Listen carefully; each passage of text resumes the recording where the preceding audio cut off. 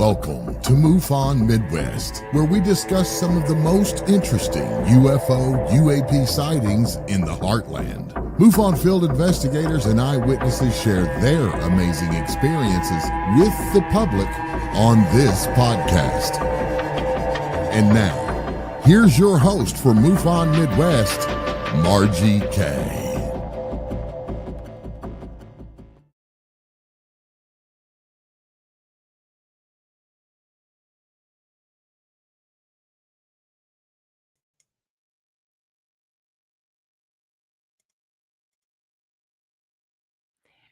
Hello, everyone, and welcome to MUFON Midwest. For some reason, my picture just went out.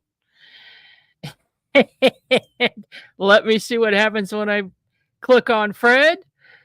Nothing happens. Okay, Fred, I'm going to unmute you. You have to unmute yourself. Well, Mercury is retrograde right now, so I guess that's what's going on. I'm here. I see myself in the back I do too. room. Just don't see it there. I don't know what I can do here. I might have to call Race and have him click in here and try to fix this. Oh my goodness. I have not had this happen before. And we really need to have video. Yeah, that'd be really good. Yes. Because you've got some good cases. And honestly, I don't know if people can hear us as well. So let me do this. You know what? No, I think something is. Now I see something on the video. Something is going on here with the video. Somebody's being abducted. Okay.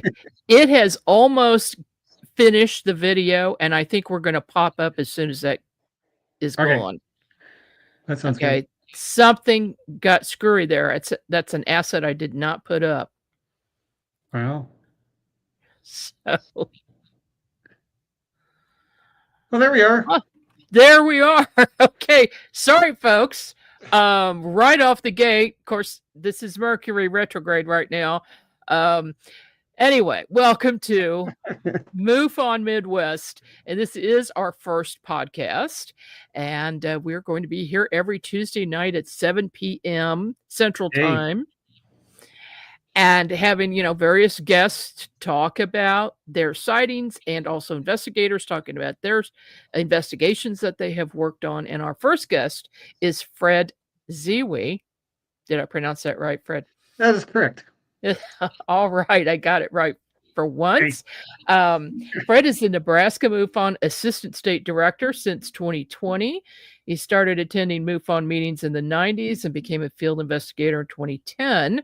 He graduated from Iowa State University in 1976 with a BS in elementary education. He taught 5th and 6th grade math in Ogden, Iowa. He worked 3 years for CNNW Railroad and then graduated from Iowa Western CC in 1982 with an AAS in electronic technology. Fred then started work in 1983 for a government defense contractor as a field engineer for E-Systems, now known as L3 Harris, in working alongside the USAF RC-135 Rivet Joint Program for 37 years. Welcome to the program, Fred. Thanks. Long debate there, yeah. Worked for the Air Force as a civilian contractor and all that good stuff, teacher, and So I went to Iowa State, grew up in central Iowa, Marshalltown, Iowa, and things of that nature. So I grew up in the boonies.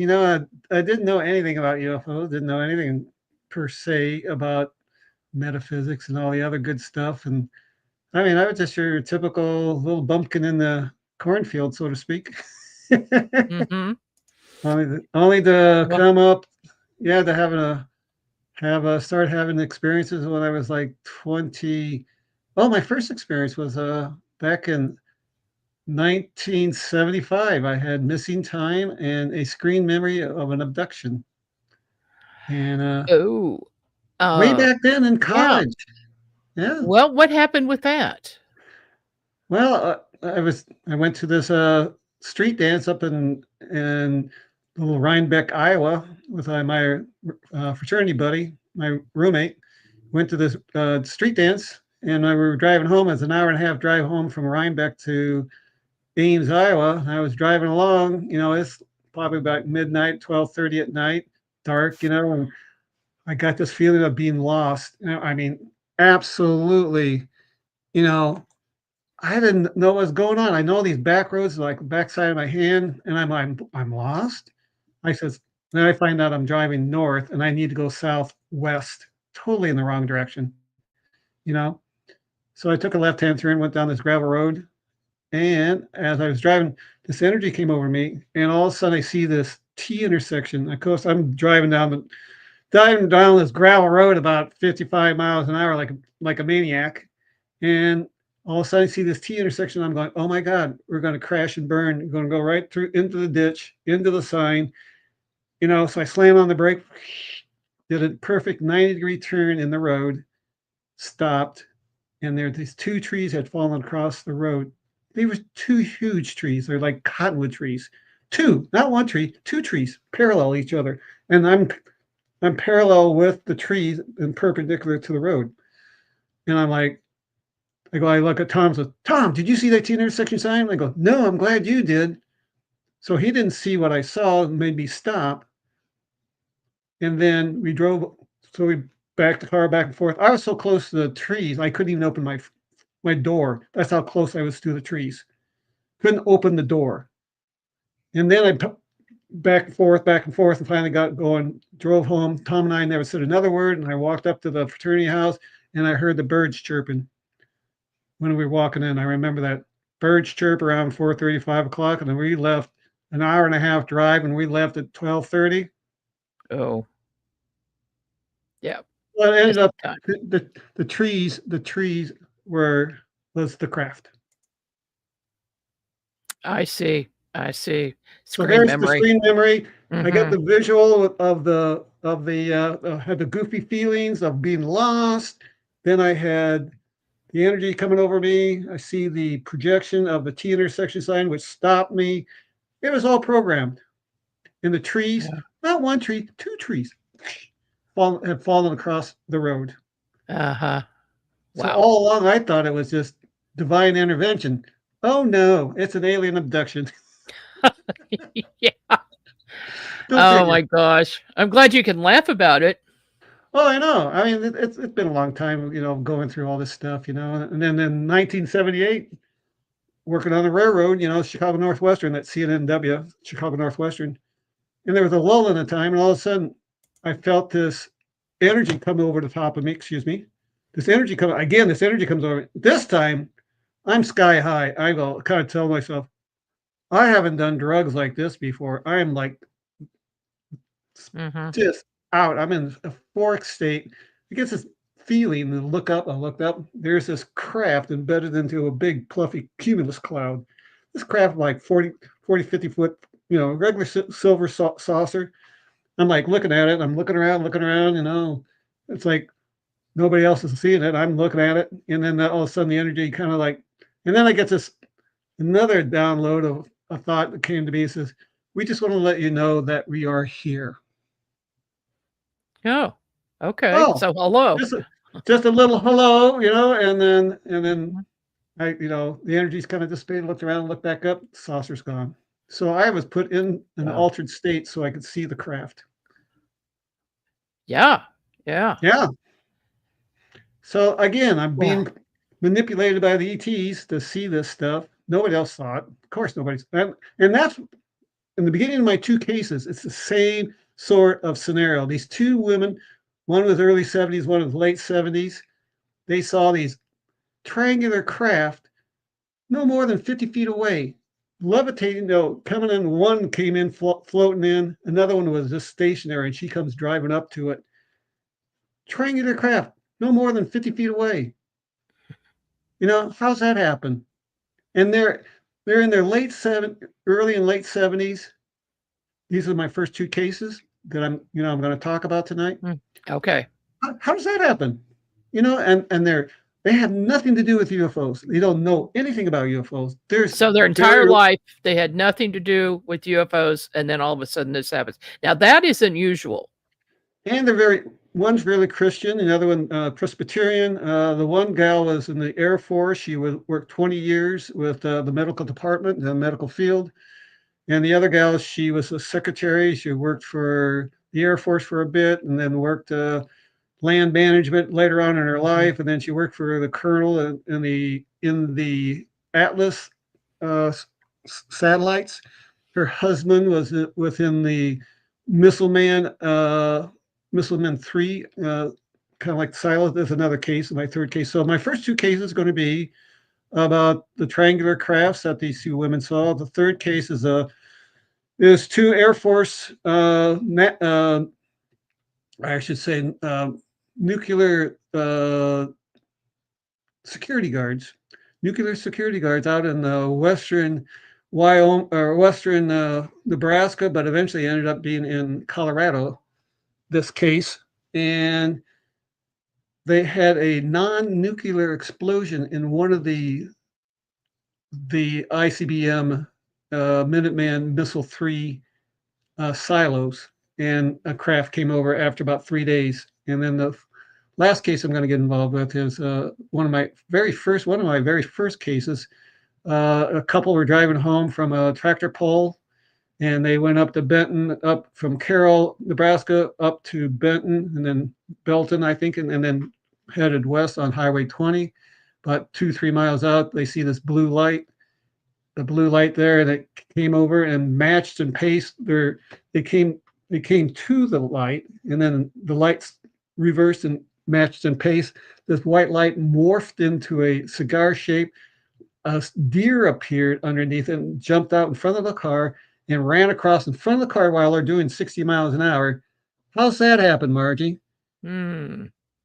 Yeah. This deer appeared out of the craft, came out of the craft, disappeared in the cornfield, then jumped in front of the car doing 55, 60 miles an hour to the left front bumper. It was right on the bumper, ran across the front of the car, down the ditch and over into the cornfield on the right side of them.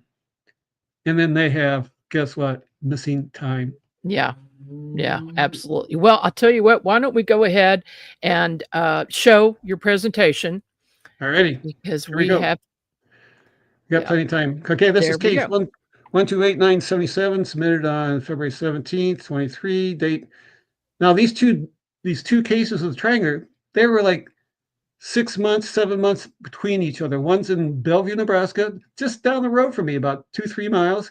And the other one was in Lincoln. So this one was at time of event, it's 8:50. Here's the actual sunset. This is the civil twilight, nautical, and then the astronomical sunsets. Again, it was 65 degrees out. You can see the weather there. So we're just going to read along here. This is a real quick picture. The witness, I'm going to call her Susan. Susan. And Susan comes ripping down Casio drives, and about a mile down the road on Casio is where she lived, and she was going to go pick up her son or grandson at Bellevue East High School. And Bellevue East High School is over in this area, just a couple blocks down this way. She comes tooling along on her car, but right here, she sees down right around this area here, this is Bruce Circle, she sees these lights, and she's looking at the lights, and she's thinking, oh, those are their helicopters. There's an emergency, because she worked in the medical field, right? Well, on the Air Force. So she says, and we're only about probably 5 miles from Offutt Air Force Base. So we're really close to Offutt. And she's been in the military. She sees these lights down below. This is kind of a downhill slope looking at it. And she's looking at it, and she sees these lights at Treetop High, right? So she cruises up here, stops, then comes down. This is what road is this? Lincoln Road. And she drives here, stops right in front of, this is Wake Robin Elementary School. This is a school right here, of course. She stops in the middle of the road, right in the middle of the road, and gazes, and this is what she sees. So she sees a craft right across here. This is 24 feet here. The craft was Okay, right above the trees. just so you know, Fred, we cannot see your pointer. Oh, crap. That's Yeah, bad. it's not showing up. Okay. But anyway, so from here to here, that's 24 feet on the street, from street to street. And so the craft was up above you can see the light, the street light. It was above that and above the treetops right there. So you can see, and it's this craft was about 30 to 40 feet in size. And she's there, all right? Now I'm just going to kind of read along here a little bit. So the witness called me on March 3rd. This is really kind of bizarre too. And I had a very nice conversation. I said, it was the very first time seeing any of my prior emails. I sent her all these emails in the beginning, and it was another week. I didn't get any response from this woman. And she thought she wasn't going to hear from any of us, but somehow things worked out. I received her call that day. She was very straightforward with me in saying that she was a Christian and that her minister would say any of this UFO ET stuff wasn't the best, and for her protection to stay away from it. So here's her minister, saying stay away from the UFO. So she psychologically didn't even see my emails, right? Didn't see them. Then all of a sudden she says, but then she said, but I know what I saw, and it's okay I'm okay with it. She and her husband did watch a recent Ancient Alien show that was featured as MUFON, and that's how she got the information to contact MUFON with her report. As she exhibited a strong Christian belief, I felt that she was being very honest with me, and I spoke with her about what she saw that day. She described to us on that day she was going to go pick up her grandson at Bellevue East High at 9 o'clock. She departed from her residence around 8:45. She drove east on Casio Drive, and then when she was just prior to the stop sign on Lincoln Road, she managed to be about 150 feet from the stop sign. That's where the witness saw the lights in the southeast direction. Even though they were incredibly bright, she still thought it could be a helicopter since it was hovering very low at treetop level. She came to the stop at the Casino Casio Lincoln intersection, took right and headed south, and then saw the lights as she drove down the road and stopped in the entrance of the Bruce Wake Robins. So this is the picture right here. So you can see Wake Robin. So she's parked right here now. She went right there across from Wake Robin where the little pointer is. We can't see the pointer. You can see that, but you can see where the school is. See where the school is? Right, straight left of there. That's where the craft was at. Okay. Oh. So she drove down this Casio just further down below, and there's kind of a curved road, and then she takes a right, drives down, and stops right there. Okay, here we go. Bump, bump, bump. Then she said when she saw the hovering stationary triangular craft, she wasn't scared at all, but she wanted to be aware of all that she was seeing. Thus looked around to take everything in and back to the craft. She said that there was a single red and white light, possibly after thinking there were more lights. So there were like lights in each of the corners under the craft, and said that there wasn't any noise or any movement of the leaves on the trees. She said that the car had come up behind. Here's another thing. She said that a car had come up behind her, and she rolled down her driver's side window and pointed her arm out and pointed out the window towards the craft to alert the folks behind her. And I asked the witness if she ever saw anyone in the car, and she said stated she didn't want to get out of her car, nor did the folks behind her get out of the car. The witness stated that she observed the craft for some 5 minutes and decided to take off and go get her grandson in the high school. I thanked the witness for our short chat, and then we arranged for a personal meeting the next day. So John Barth and I the next day had a personal interview, and she drove us around, and through the Casio and so forth, and the helicopter and blah, blah, blah. The witness made a right turn, and we can go on to the next slide. And the craft was sitting over the entrance of Bruce Circle, over the top of the street lights, craft edge nearly touching the tree foliage on each side of the street. The actual street measurement, again, is 24 feet curb to curb. She again stated that the white car came up behind her. She stuck her arm out, pointing to the craft, and that no other cars came up or down the road while she was there. I asked her if she noticed the car behind her had her headlights on, and she remarked and felt that they weren't on, which at this time was getting dark out. The sunset was 8:24, and civil twilight is 8:54. This is right at the time. It's this twilight. So the sun's down 6 degrees, below. So it's getting dark. This is 9 o'clock. This is August 15th. And the nautical twilight was 9:30. It may have been dark enough with cloudy conditions that lights, headlights would have been required. I did ask her whether she had her lights on. She said that she didn't, but doesn't remember. I asked her what prompted her to leave and drive off. She stated that she felt the need to go get her grandson. I asked her if she remembers seeing or looking back at the craft, or whether the car behind her drove after, off behind her. And then she again stated that she doesn't remember looking back at the craft or what happened to it, or whether the car even drove up behind her. I get the feeling that the witness was doing a lot of internalization of what she just saw. And since she doesn't remember much after driving, and that's just that she was heading towards a high school and picking up her grandson. In my thoughts and insight, Margie, when you got a craft 50 feet from you, there's something funky going on. I think there was an abduction. She doesn't remember a whole lot. And even in this time period, if she's there, she said she was there 4 or 5 minutes, the car came up behind her. Normally people drive around you.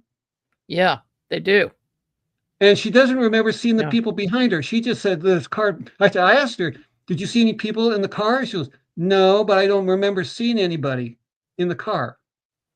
I had a couple of cases just like that, where some vehicle, a van or a car, pulls up behind a vehicle while they're having a UFO experience. And who knows what that is, but it's got to be related.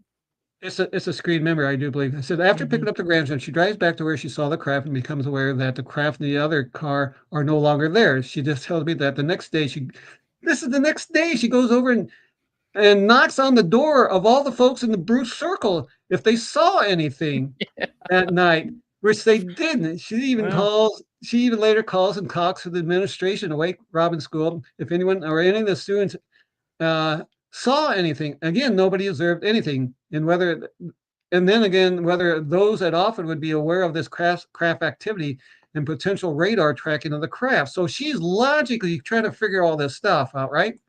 Now she saw something. Oh yeah, she definitely saw something. We drove back and we were with her and the husband, and I asked whether the witness, she had any other dreams or strange experiences in her earlier years as a child. She said that when she was 8, she remembers a time when she was going to bed sleeping, that she remembers seeing these shadow-like beings in the room. She stated that she was awakened by this noise and then saw the shadow beings. She then stated that when she was about 15, she saw another non-human being that was up in the ceiling corner of her room, and that this entity, which had appeared to her, had a crown on his head. Get that one, Margie. Oh, wow. That's weird. He's the king of the aliens there. She did say that she had experienced sleep paralysis. I find these are often markers of having some sort of ET contact abduction. So she's already part of this scenario as a child. So I can see why a craft came in, She doesn't know anything about UFOs or anything, doesn't care about anything about that sensor. So the witness also stated that she normally carries her cell phone with her almost all the time, but for some reason, again, didn't take her cell phone with her when driving to pick up her grandson that evening. Thus, she regrets not having her cell phone and taking a picture of the triangular craft. I expressed to her that she might have not even thought about taking a picture at that time, even if she did have the experience and the way things go with such up close-up UFO counters. You don't even think about it. It's gone. You don't. Right. So, okay, Here we go. All right. I found this witness highly credible with her observations of triangular craft finally getting in contacting her a week after her missing some of my prior emails. She just blatantly, and then all of a sudden she sees one, and then she calls me, and I gained high rapport with her and her willingness to chat. She stated when she saw the craft that she wasn't afraid. And then that she looked around to see all that was happening around her. Though in hindsight, she said that she would have been terrified in what she saw.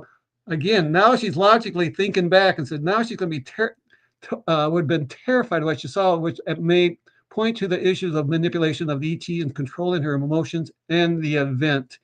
She did state that once the car drove up behind her, did ease her feelings. There it is. There it is, Margie, that it eased her feelings in knowing that someone else was there to observe what she was seeing. Yeah. Knowing of ET encounters that are so close to the witness that they normally involve abductions. With her reactions of, I wasn't afraid, I found her reactions to meet up with her that Saturday morning. She felt scared. And then she tells me she felt scared and hesitated about coming to chat with her and thought about calling it off. Mm-hmm. I mean, this is after the effect. Then she's, I'm not afraid of these aliens. And now she's so afraid that she thinks about calling off John and I coming over that Saturday morning. I did express my views about the potential of alien abductions with her, and after we did our driving experience observation, she had a difficult time in understanding the issues of screen memories and that of the holographic projections, that of the quantum insights of space-time, where the time can be distorted to a point that she wouldn't recall or realize the different experiences may have transpired. I've also found that of her earlier childhood experience may be markers of such other ET encounters. I do find that her experience of the triangular craft was very real to her, and that in my estimation, it has to do more of a screen memory along with the car that came up behind her, where she stated eased her, and that she never saw any people within didn't see any of the people within the vehicle. What was interesting was this distance from the witness was this 30 feet out, 40 feet up, and 50 coming back, right triangle distance from her. The craft hovered, never made any movements along with the unusual such craft encounters. So what do you think about that one, Margie? Well, that's pretty good. Sounds pretty credible too. And her up and down emotions, Yep. you know, maybe a little PTSD after that event. Yeah. Amazing. Okay, here's another one, another triangular craft. And this is case 131-368, submitted on June 3rd. Again, these two cases are so close together, 7 months apart in actual date of event, and the reporting is within four months. They reported it a year later or so, and they both saw kind of like that MUFON. Again, sunset was 5:40. This is in January 28th, 2022. Sunset was 4:40. The event happened around 6:10, right again at this civil twilighty type period. So I find that rather, again, it was January 28th. You'd think it'd be cold. It's 36 degrees out. 36 degrees that evening. So this is one of my cases I got written up, and I wrote it up, and they gave me the front page of the MUFON Journal of, I think it's December of 23 or whatever it is. I can't read that one. It's not awesome. There. So here it is. All right, this is an overview of what happened. Down on the left center, off to the left is Sam's or Walmart, and north of that is a Walmart. So this is Superior in Lincoln, Nebraska. This Superior Street is one of the top busiest streets in the northern part of Lincoln. You've got a Sam's and you've got a Walmart. You've got several down here on the lower left, about midway through, there's motel rooms and industrial. This is Industrial Road. I'll show you this. Here again, to the right, this is General Dynamics building. This is where this triangular craft came floating over the top of General Dynamics, this big building, and then it comes up, and she was walking up and down this industrial boulevard, and you can see what's the name of the motel there? Can you see it? No, I can't really make it out. Anyway, that's the motel she was staying right where the blue little blinker light is. I'll figure that out. And so she was walking up and down this industrial boulevard. This is where she walked up. This is in the distance. That's General Dynamics building. And she was walking up this This is going west, walking towards us. That's in the west direction. She stopped right there. She kind of sees this motion, and she turns around and she sees this craft, this triangular craft floating towards her, going over the top of General Dynamics building. You get that? Look at that. And this is where she's over here. There's the building. If you go straight across the building, right where the tree is, that's where she was standing. And the craft comes off to the left, goes over the top of General Dynamics, and probably see the power lines there. Mm-hmm. It stops there. It stops right in front of her with one of the triangular point at her, kind of dipping down at her, like, I see you. Oh, wow. How these are just totally remarkable sightings. I just can't believe that these women have these sightings. Okay, January 28th, 2020, reported witness was walking their dog about 6:10 p.m. local time on the Northern Drive of entrance of Comfort Suite Inns at University at Lincoln, Nebraska. From when the corner of her eye, she observed some movement. She turned and saw and looked over at the General Dynamics building to the east as a gray-colored triangular craft, round lights in each of the corners, moving slowly over the building. The craft continues moving west, then stops for a minute or two, some 40 feet above her. The craft then starts to move again and skims over the Comfort Suite. So it takes a left-hand turn over Comfort Suite, banks, and before it makes a 90-degree turn and moving south down Industrial Avenue at a very fast clip. And then it disappears into a bank of odd, low-lying, luminous clouds that were backlit. Margie. Yeah, light coming out of the clouds. Seems UFOs seem to like to hide in clouds. I almost think that's a portal. Possibly. I almost think that's a portal. I said I had a very enjoyable interview with the witness on June 5th, 2023, when she was at ease and didn't have any issues in talking about the triangular craft that she had observed that January evening. She is more than happy to answer any of my questions with such a light to speak with. She stated that on January 20th, she was heading down to Florida to stay at their other home in Moorhaven, Florida. She stopped in Lincoln around 4 p.m. at Comfort Inn Suites University, where her first nightly stop of a 5-day drive. Her dog Snacks was along for the trip, and usually her sister would be with her, but because of health problems, her sister wasn't present at the time. Then she decided to go out and refuel the car, pick up some fast food for dinner, and come back to the motel. After feeding Snacks, she took the animal out for a walk around 6 p.m.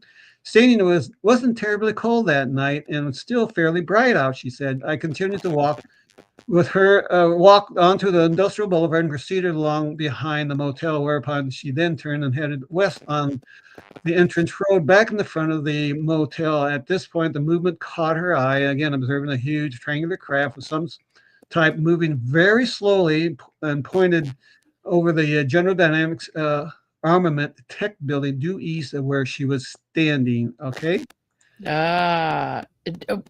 Fred. Yeah. You said armaments. What is General Dynamics? This whole plant. You'll hear what this plant makes. Okay. The craft was dull, dark gray color and was soundless. 3 large white, opaque, bowl-shaped lights glowed at each corner of the object. The 3 lights bulged, protruded outward from the craft, and were each approximately 3 feet in diameter. There wasn't any center light, and the vertices of the craft were slightly rounded, not sharp pointed. She stated that the craft continued to move towards her, then stopped almost directly over her, hesitating. This craft comes and stops almost directly over her, and then hesitating, she said, for 1 or 2 minutes, it was perhaps 40 feet in altitude. She said one of the vertices was directly in front of her, and she described the UFO as having 2 levels with an entire height thickness of approximately 4 feet. Moreover, there appeared to be a seam between the 2 levels. She estimated that each of the sides of the craft was approximately 50 feet in length. And after finding the witness, she had reported her sighting with the National UFO Center in Norfolk, and then she decided to provided a rough drawing of the craft, which depicted the rear side of being concave or indented and not merely straight. as I had originally thought. Initially, she noticed she was scared that her heart dropped, but she got a grip of herself and started to study the craft. There wasn't much to see, just that dark gray thing with 3 lights on it, no markings, standing there. And she recalled hearing that the military was rumored to be building a new aircraft, and she comforted herself with thoughts of her Presbyterian faith. Again, these 2 girls are, one was very religious, very Christian, and this one is Presbyterian. The triangular cast must have sat there perhaps a full minute before starting to move again, skimming just above the motel roof, and then made a sharp 90-degree turn to the left and took off, heading down Industrial Boulevard at a fast pace, disappeared in the bank of strange, low-lying, luminous clouds, which were, I can't read all this. In the rear of the craft, she observed a shine to it. That was an interesting part. And then she said, walked back to the hotel, not seeing anyone in the steps in there. She proceeded to the room where she felt rather rattled. She was rather rattled. Oh, I'll bet she was. Upon reaching her destination of Moorhead, she decided that she'd look on the internet to see where she could report her sighting. Ultimately, she stated that her sighting was on Peter Davenport's Norfolk on the website on 2/8/22, though with the wrong time listed. She also drew aforementioned illustration of the craft, but told me that the indent on this, again, wasn't quite as deep as she had drawn it. 2 days after the reach in Florida, she spoke with her brother and her sister-in-law about what she observed days earlier. There was a complete silence from her sister-in-law, while her brother thought that the UFO was the future. He's the only one that has any insight to it. They asked if she had taken any pictures, but she said it never occurred to her to do so. Though in hindsight, she felt the object would have disappeared even faster had she had done that. Now, this is so funny. The witness said that her brother believed her, but she herself was reluctant to speak to others about the incident and concerned that they might think of her. She explained that she never expected to have this experience and didn't even contemplate that UFOs were real. Again, these people just have no idea, didn't even have concepts of UFOs.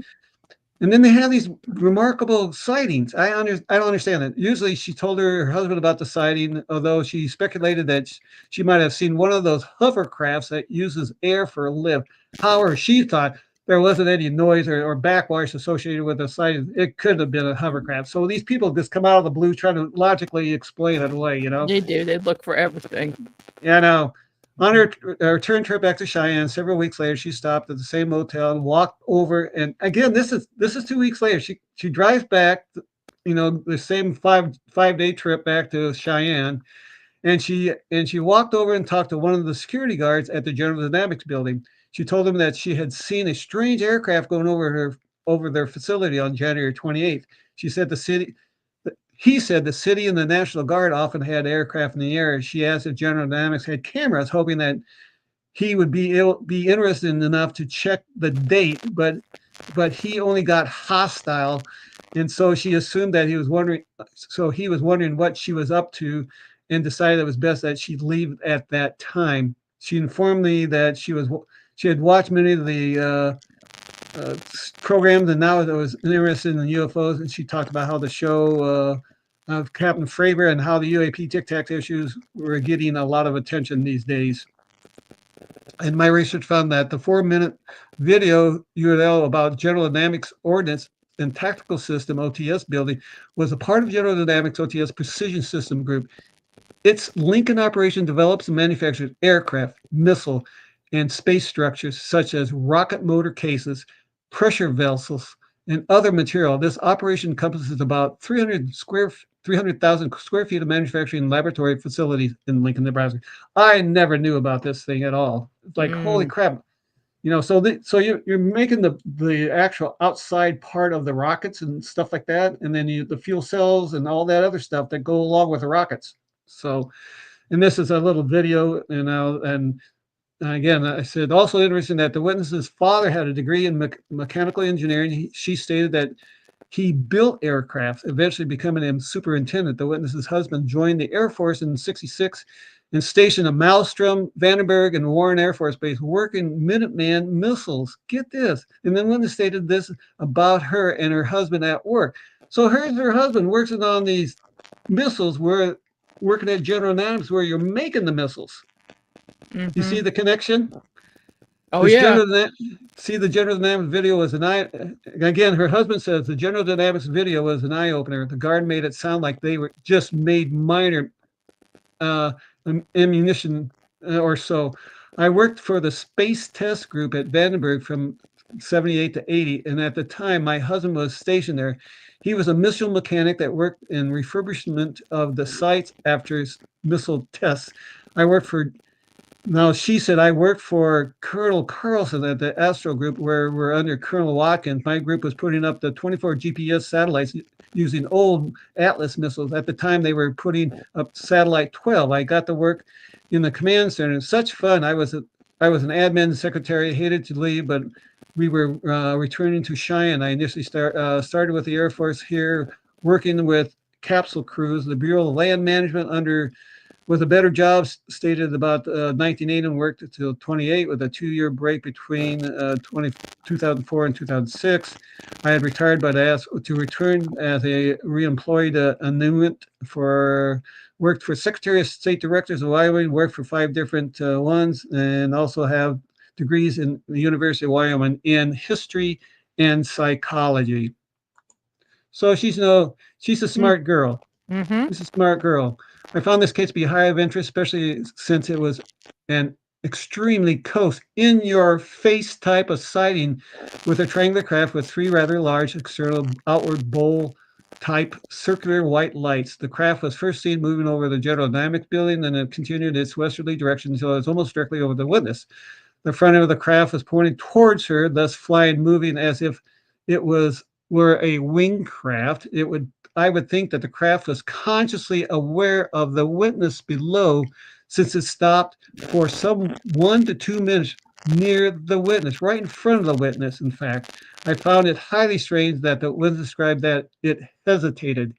She noted there was a seam between the 2 levels of the object, as described above, and it had a dark gray color, no markings, and a trailing edge that wasn't straight, but as you can see in the picture where she drew, she said it was a little bit different. As described above, it had a dark gray color, no markings, trailing edge, V shape, and per sketch. When the craft started to move away, it skimmed the rooftop of the motel and then instantly did a 90-degree turn to the left and heading south at a rapid rate, disappearing in that low-level luminous cloud as if this cloud were a distorted portal of some sort. Margie, she describes the rear of the craft as having, oops, I can't see it, but anyway, I would characterize UFOs having stopped above her for some minutes, but the witness said that it hesitated. Admittedly, the distinction between the 2 verbs is slight. She stated that she was frightened, that her heart had dropped, and when observing the craft, both normal reaction, but then got a grip thinking about the new aircraft and comforting herself with her religious faith. Then she wondered whether she had been, then she said, I wonder whether she had been beamed up. What? Which implies an abduction. Yeah. Was the entire event then a screen memory? The witness didn't speak to anyone the rest of that night, not unusual in many such cases, and felt out of sorts about what really had occurred. It was some 11 days later that she contacted her sister-in-law and brother and described the encounter, then filed her sighting with more new folk. I found the witness to be gutsy enough that weeks later, driving back to Cheyenne, she stopped at the same Comfort Inn suite in Lincoln, which was her regular route of travel between Florida and Cheyenne, walked across the street and spoke with the General Dynamics security guard about the possible existence of any UFO records of the event. Here again, the amount of Air Force and United States government information on various missiles and satellites and associated supervisors. Fred froze up there. Oh, okay, yep. Fred. I heard a little. You froze up there for just a minute. Okay. So again, which was her regular route of travel between Florida and Cheyenne, walked across the street and spoke with the General Dynamics security guard about the possible existence of any video recording of the event. Here again, the amount of Air Force, United States government information on various missiles, satellites, and associated supervisors. I'm hearing some garbledness. Is that still there? Oh. And associated supervisors that she and her husband have acquired over the course of years in their careers. I find it amazing for her to comment that it was eye-opening watching the YouTube video on the General Dynamics building produces at its Lincoln plant. And that was her husband saying that. I found this case very thrilling, helping me to understand more about the triangular UFOs while providing knowledge of the early days of government defense systems, which the witness and their husbands have had. I've had some insights of 37 years alongside the Air Force, RC-135 reconnaissance aircraft, as a civilian contractor, East Tips, Raytheon, blah, blah, blah, River Joint, Corball, and then I've concluded that the witness of the CMS case 131360 is an unknown UAV. What do you think about that one, Marge? Yeah, that's a good one. Do you think? Obviously, again, a credible witness. Highly credible. But I just think when a craft gets that close, and she said it hesitated, and she thought she got beamed up. Yeah, she got beamed up. Yeah. Yeah. Okay, so we have 10 minutes left. So you probably have, that's it. You probably just have enough time for this last one. So let's get that one in. Well, this is a long one. It's a long one. Do you want to skip and go to the very end one and do?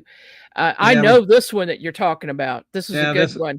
This is the two nuclear security guards. They saw. I'll just quickly say it. It flew across the. Something happened again. It was kind of a funky thing, and this is. Let me go back. This is. They were guarding right here, and so this is the site right here. That where they were at. Actually, it's down here in Juliet 2. You see the J1, there's the yellow line on J1. That is the MAF, and the military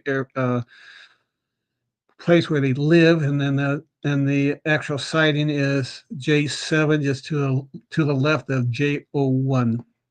And so this is near F.E. Warren Air Force Base. Yeah, and Sarah and Cheyenne, very left, is where they would drive. They had to drive all the way across over to where that's Sydney, and down below.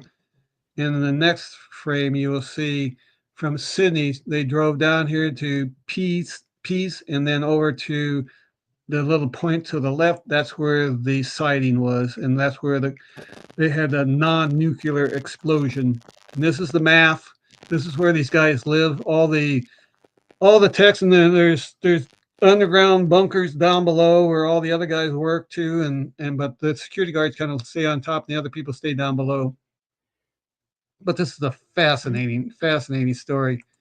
And let me get some more pictures here. And then I found out this cone there. What happened? And four guys were doing maintenance, and these C4 charges, which breaks the missile apart away when it's flying, so it moves off.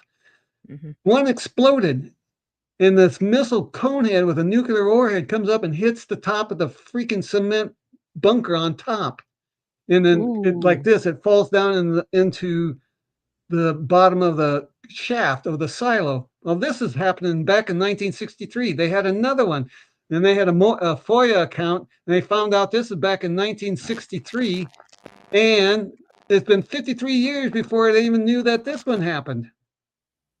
Oh my goodness! Isn't that crazy? So that's is a typical kind of scary. Yeah, this has been covered up for 53 years. And this one just happened.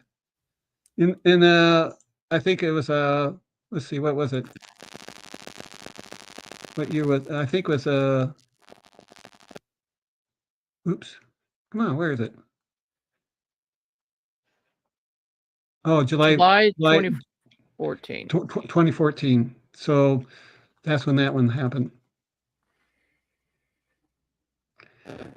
So that was it. But what happened is that the craft came in, after 3 days, and they had these government workers that came in and to do fixing up the silo and everything. And then all of a sudden this UFO comes over and comes down about 5,000 feet above them. And it starts doing this surveillance going across. It's just going across the sky within a couple of seconds, going back and forth, doing L turns and all kinds of stuff, for 45 minutes, Margie. Oh, 45 minutes. It's just not.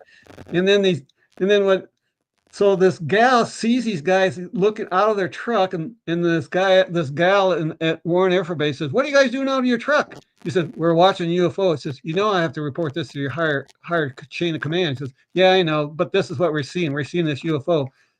So they're talking. This is military saying there's a UFO over this base, right? Mm-hmm.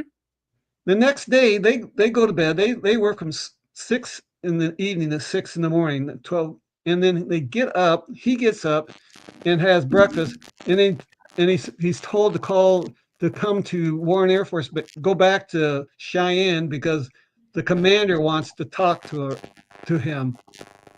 So he gets on his blues, drives back an hour and a half, 2 hours back to Cheyenne. He goes into the office, and she goes, "Oh, you know that early release you wanted? Guess what? You're out of here, dude." And they kick his ass out with a general discharge, And again, a week prior to the event, he was denied that he had signed up for early release and was denied. And then he has a sighting. And 12 hours after he saw this, he gets booted out of the Air Force. Isn't that crazy? But that was that one in a quick moment. Pretty wild stuff, Fred. That was a great case. Good case. And that was in the MUFON Journal, and it was in Unix Magazine. Nice. Well, this is one of my very first case, 76587. It happened in July in 2010.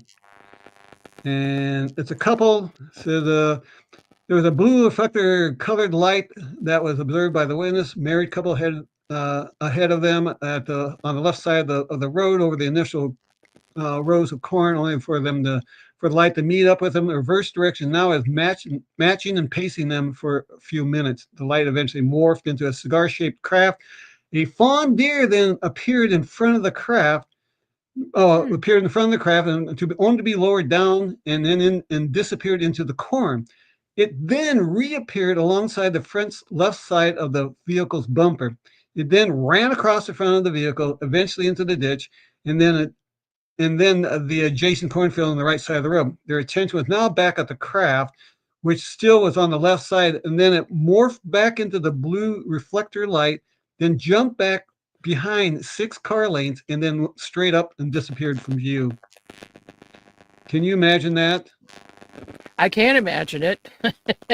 Well, this couple, they were in Carroll, Nebraska earlier that evening and watched a tractor pull competitors around, and that ended around 10 p.m. So the witness spoke with the competitors for about an hour or so after the event, allowing traffic to dwindle before they headed back home to Osmond. Okay, here's the map. So they're down in Carroll on the right side there. You can see Carroll. They drove up north, and then they got the Belton, and then started heading west on Highway 20.